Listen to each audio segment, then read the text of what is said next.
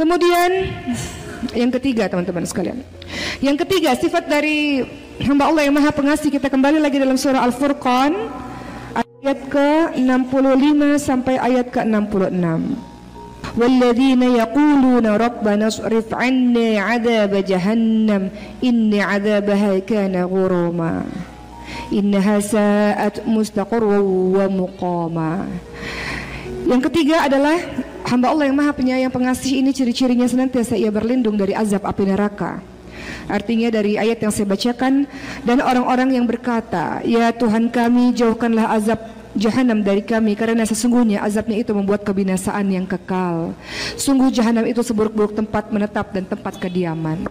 Jadi kalau berdoa teman-teman sekalian, jangan urusan dunia saja. Jangan urusan, ya Allah mudahkan kuliah saya, ya Allah berikan jodoh kepada saya, berikan kesehatan kepada saya dan sebagainya. Tapi jangan lupa untuk doa agar berlindung dari azab api neraka.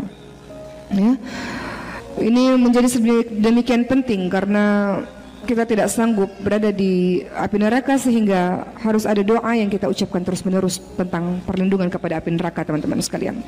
Dalam hadis riwayat Muslim dari Abu Hurairah radhiyallahu anhu dari Nabi sallallahu alaihi wasallam, beliau bersabda, gigi geraham orang kafir atau gigi taringnya di neraka seperti gunung Uhud dan tebal kulitnya sejarak perjalanan 3 hari.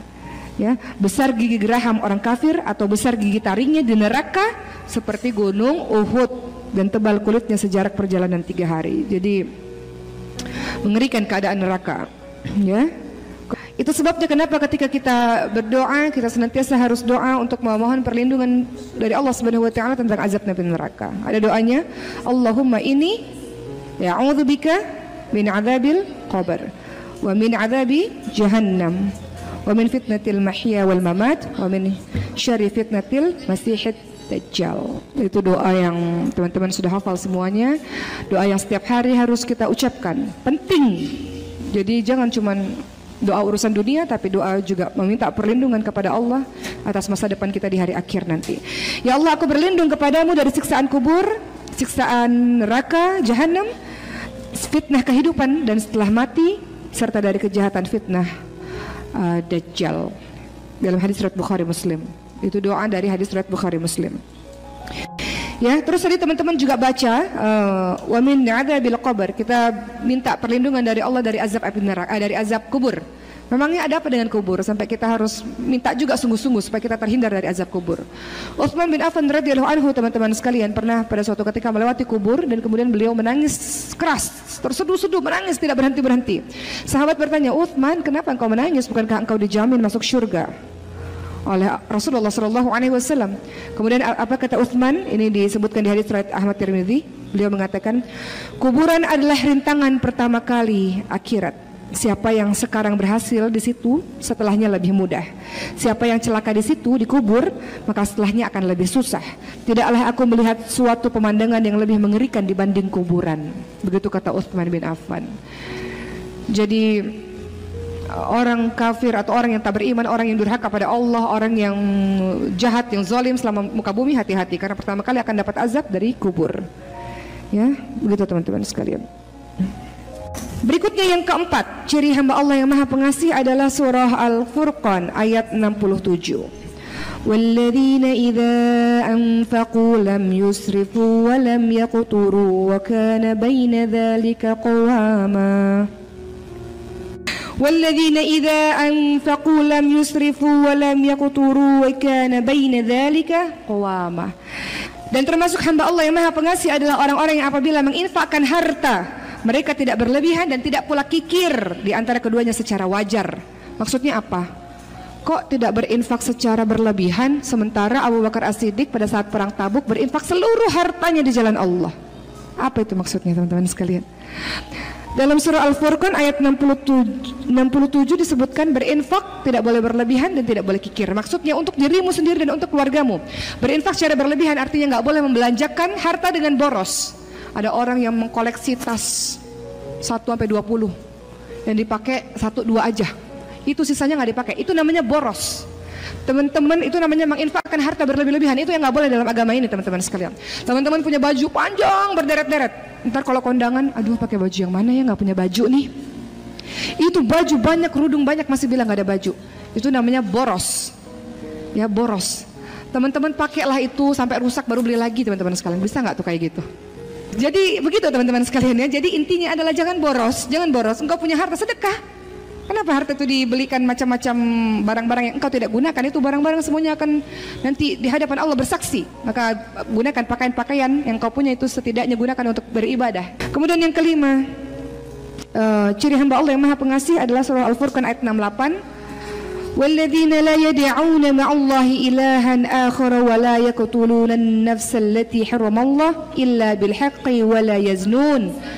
Dan mereka tidak mempersekutukan Allah, tauhidnya kokoh, minta tolongnya hanya sama Allah, menyembahnya pada Allah, bersandarnya hanya pada Allah, menceritakan kehidupannya hanya pada Allah. Sebagaimana engkau bilang, iyyaka na'budu wa iyyaka nasta'in, hanya kepadamu lah kami menyembah ya Allah, hanya kepadamu lah kami memohon pertolongan ya Allah. Kan teman-teman bilang begitu kan dalam salatnya.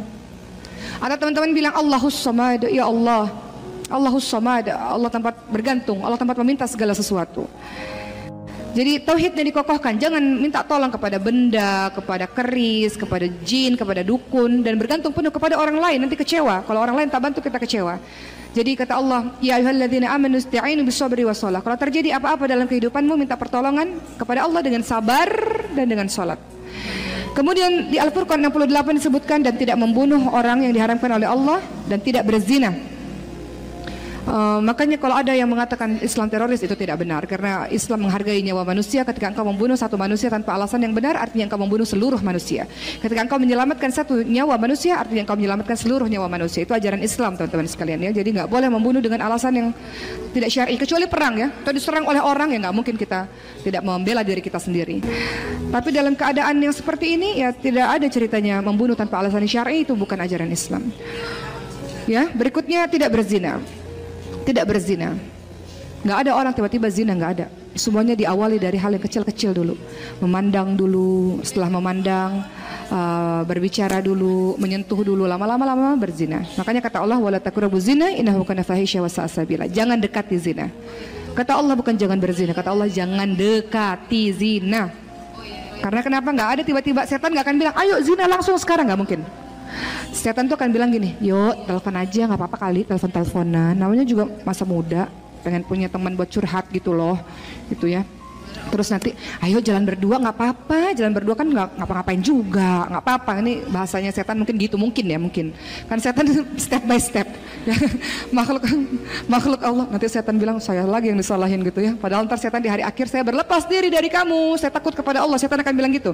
Jadi setan ini makhluk Allah yang paling sabar, tidak putus asa. Jadi makhluk Allah paling sabar itu setan, teman-teman sekalian, karena dia goda terus. Ya, paling istiqomah itu setan itu, ya.